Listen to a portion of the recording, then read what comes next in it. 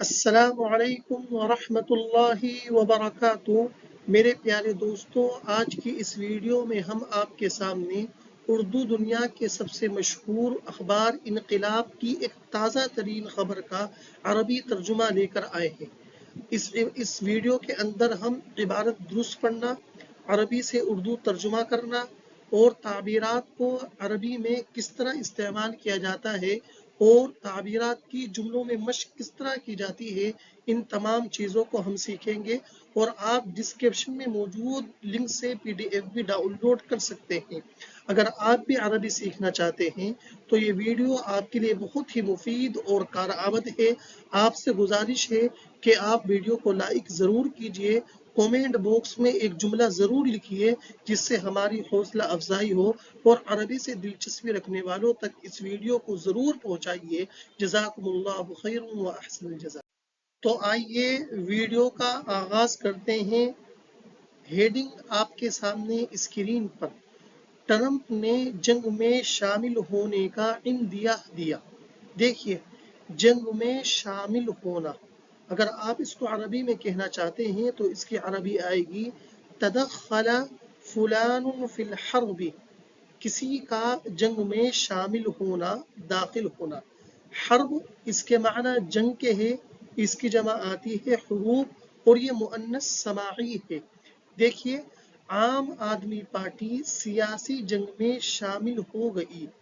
تدخلت حزب الشعب العام فی الحرب السیاسیتی، تو جو شامل ہوگا وہ تدخلہ کا فاعل ہوگا، جیسا کہ اس جملے میں عام آدمی پارٹی، حزب الشعب العام، اور سیاسی جنگ فی الحرب السیاسیتی۔ اس تعبیر کو اور اچھی طرح سمجھتے ہیں۔ جنگ میں شامل ہونا، هل جميع الدول الإسلامية ستتدخل في الحرب مع ایران؟ کیا تمام اسلامی ممالک ایران کے ساتھ جنگ میں شامل ہوں گے؟ دوسرا جملہ، لا يتدخل اجنبی فی الحرب الاہلیۃ، خانہ جنگی میں کوئی اجنبی شامل نہیں ہونا چاہیے۔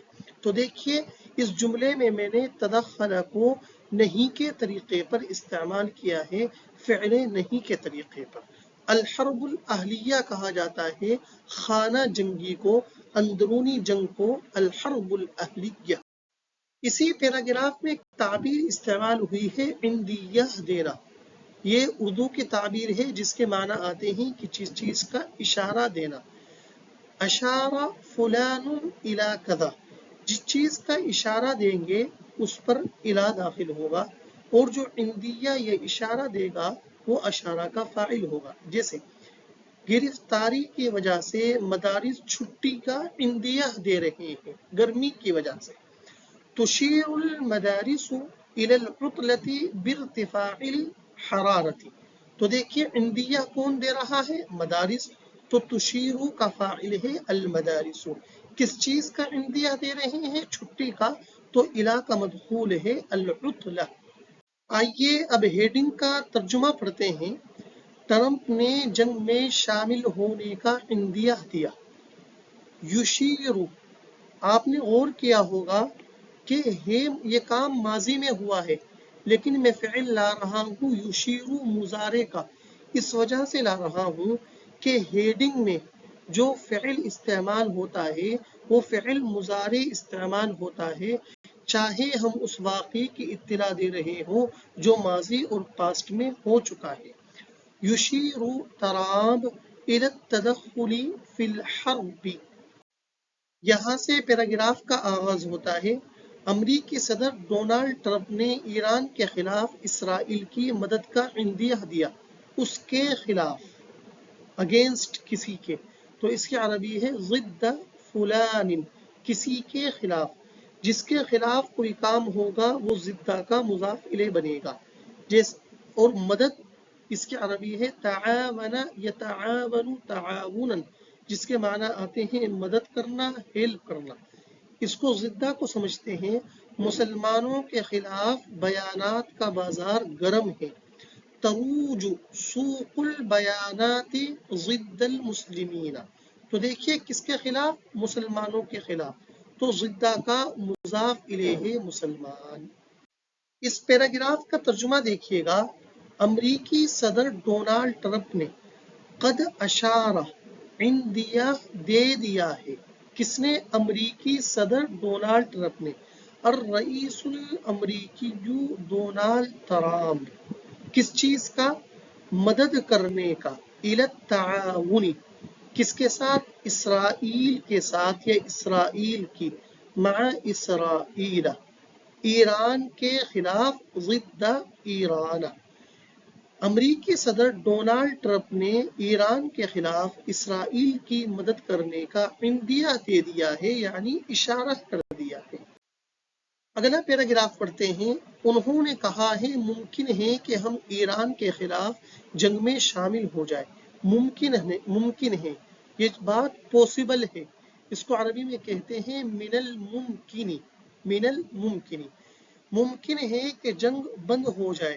من الممکنی وقف الحرب، تو من المم کے بعد وہ چیز آئے گی جس کے امکان کو ہم بتا رہے ہیں، جیسا کہ اس جملے میں وقف الحرب، جنگ کا رک جانا، جنگ بند۔ آئیے اس تعبیر کو اچھی طرح سمجھتے ہیں۔ ممکن ہے، من الممکن هطول المطر فی العاصمۃ، راجدھانی میں بارش کا ہونا ممکن ہے۔ تو من الممکن کے بعد مصدر آئے گا، جیسے ہطول اور پیچھے وقف آیا ہے، اور اسی طرح اس کے بعد ان بھی آ سکتا ہے، جیسے من الممکن ان تصیب الطلاب حکۃ بالحرارہ، ممکن ہے کہ گرمی کی وجہ سے طلباء کو خارش ہو جائے۔ تو خارش الرجی کی عربی ہے حکۃ۔ اس پیراگراف کا ترجمہ دیکھتے ہیں۔ انہوں نے کہا، وافاد قائلا، یہی اخباری زبان میں تعبیر استعمال ہوتی کہ ہم ایران کے خلاف جنگ میں شامل ہو جائیں۔ من الممکن ان نتدخل، کہ ہم شامل ہو جائیں، فی الحرب، جنگ میں، ضد ایران، ایران کے خلاف۔ آئیے اگلا پیراگراف دیکھتے ہیں۔ ایران اور اسرائیل کی جنگ کی صورتحال اس وقت شدید ہو چکی ہے۔ دو ملکوں کے درمیان جنگ، اگر آپ اس تعبیر کو عربی میں کہنا چاہتے ہیں تو الحرب القائمۃ بین البلدین، تو دیکھیے الحرب القائمۃ یہ اپنی حالت میں رہے گا، بینہ کے بعد وہ ملک آئیں گے کہ جن کے بارے میں آپ کہنا چاہتے ہیں۔ بلد اس کے معنی ہے ملک، جمع ہے بلاد، جیسا کہ بھارت اور پاک کے درمیان جنگ بند ہو چکی ہے۔ توقفت الحرب القائمۃ بین الہند و پاکستان، تو دیکھیے الحرب القائمہ یہ اپنی حالت پر ہے، اور بینہ کا مضاف الیہ الہند و پاکستان ہے۔ جنگ شدید ہونا، اس کی عربی ہے قامت الحرب علی ساق، جنگ شدید ہو گئی۔ اگر آپ اس کو عربی میں بیان کرنا چاہتے ہیں تو قامت الحرب علی ساق، جیسا کہ جملہ دیکھیے، روز بروز ایران و اسرائیل کے درمیان جنگ شدید ہو رہی ہے۔ تقوم الحرب بین ایران و اسرائیل علی ساق یوما بعد یوم۔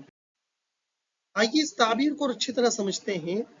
قامت الحرب، الحرب السیاسیۃ بین الحزب الحاکم والاحزاب المعارضۃ، برسر اقتدار پارٹی اور اپوزیشن کے مابین سیاسی جنگ شدید ہو چکی ہے۔ الحزب الحاکم کہا جاتا ہے رولنگ پارٹی کو جو اقتدار پر ہے، اور الاحزاب المعارضہ اپوزیشن پارٹی، مخالف پارٹی۔ اوقف الحرب الاہلیۃ قبل ان تقوم علی ساق، خانہ جنگی شدید ہونے سے پہلے روک دو۔ آئیے اس پیراگراف کا ترجمہ دیکھتے ہیں۔